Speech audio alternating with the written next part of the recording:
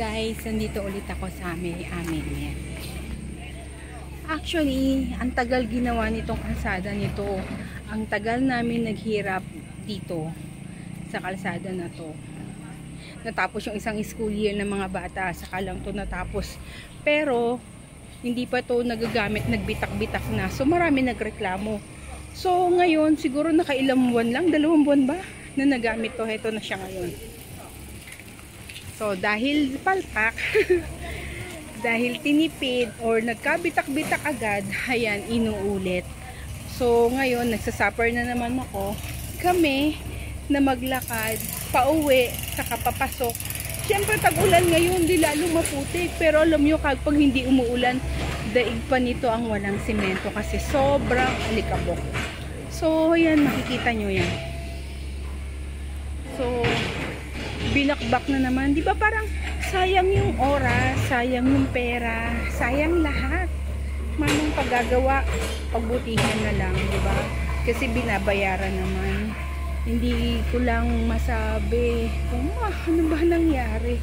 So marami rin nagagalit kasi halos yung health center namin, ayan, saka yan yung eskwelahan, elementary, saka high school. Kawawa yung mga bata kasi kahit pag di naman umulan, grabe naman yung alikabok dito. Hindi mo po sa sobrang reklamo. Ang nirereklamo lang namin, ginawa nyo na eh. Sana pinagbutihan nyo na po. Kasi nagpagod din naman kayo, di ba?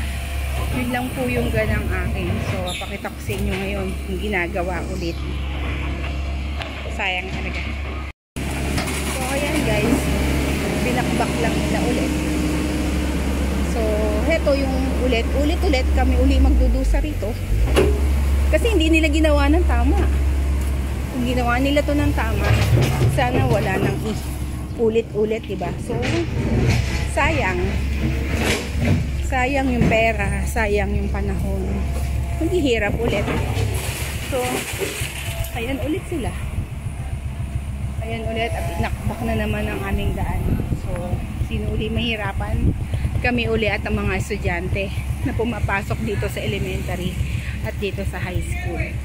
Apektado yung mga doon nakatira katulad ko. So, wala naman kami magagawa. Hala, hinanain lang. Maghinanain man kami. So, ganun lang. Wala naman.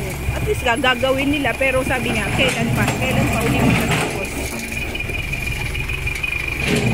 Ang guys, pinakita ko lang sa inyo itong sitwasyon dito sa Pinas. Nakakahiyaman pero ito yung reality. Ayan, kahit medyo hindi maganda yung news doon, katulad niyan, may nasira pang nawasa dito. O guys, tignan nyo. May nasirang nawasa. Ayan, bumubukal sa amin. At tignan nyo, pumapasok ang baha sa amin. Naitawag na kaya ito? Yung nawasa na nasira. Okay. So, ito naman yung good news guys. Tignan nyo, oh.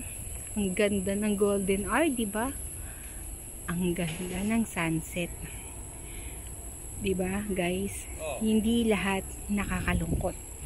Bigyan man tayo ng lungkot, pero bibigyan tayo ulit na magpapangiti sa atin. So, kailangan ko nang tignan tong bukid na to. Dati tong bukid, kaso wala na nagtatanim. Sa lawak ng harapan namin na to, nabili na to. Naibenta na to ng mga magsasaka. Kaya yan, wala na nagtatanim. Baka sooner or later, wala na rin ako natatanaw na ganito. Na bakanting, dating bukid, ngayon bakanting lote na lang ang tawag sa kanya. Pero at least may nakikita pa akong mga baka. Ayan. Sila na yung, wala na eh. Wala nang nagtatabas. Wala nang ayan. Guys, tignan nyo. Ako lang ba nakaka-appreciate ng golden hour na yan? Shout out Sunray. Meron akong nakilala. Sunray pangalan niya. Gustong gusto niya yan. Kaya pangalan niya yung Sunray kasi gusto niya talaga yung mga rays. Ayan. So guys, salamat sa panonood. Thank you. So yan, pakita ko lang sa inyo. Pakita ko lang sa inyo itong aking paligid. At ang napakagandang sunset.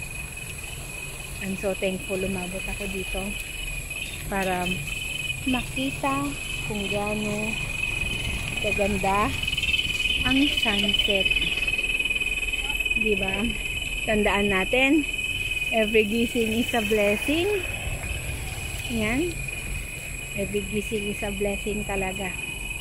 At gaano man kabigat yung problema araw-araw at ang pagsubok, matatapos at matatapos din. At bukas, may bagong umaga.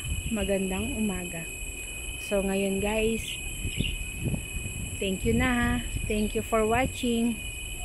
Bye!